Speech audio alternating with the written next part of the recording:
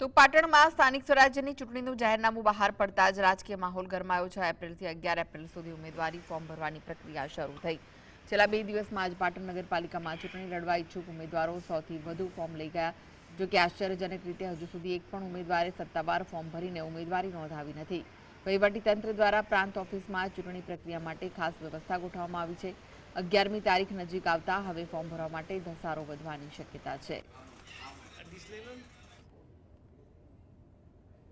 ગુજરાતમાં સ્થાનિક સ્વરાજ્યની ચૂંટણીઓનો જ્યારે 26મી તારીખે મતદાન થઈ રહ્યું છે ત્યારે હવે 6 તારીખથી જે ફોર્મ વિતરણની કામગીરી ચાલી, ત્યારે પાટણની વાત કરીએ તો પાટણ જિલ્લાની સિદ્ધપુર અને પાટણ નગરપાલિકાની ટોટલ 80 બેઠકો માટે ચૂંટણી યોજાઈ રહી છે। ત્યારે પ્રાંત ઓફિસ પાટણ ખાતે અત્યારે હાલ ફોર્મ વિતરણની કામગીરી ચાલી છે। કેમેરામેન કોઈ મેળવી સાથે આવે।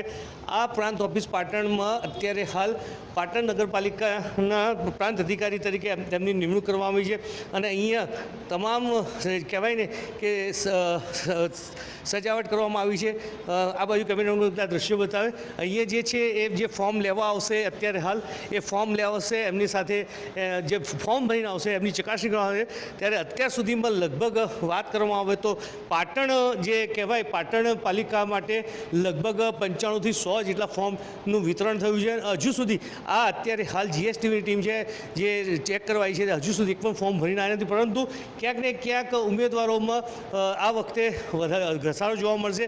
નામ યાદી થવાની જે પક્ષોની યાદી છે એ 1-2 દિવસ લાગશે યાદ આવે, પણ જે અપક્ષો છે અથવા બીજા પક્ષોવાળા છે એ અત્યારે ફોર્મ લઈ જઈ રહ્યા છે અને અત્યારે આંકડો લગભગ 100 સુધી આવ્યો છે।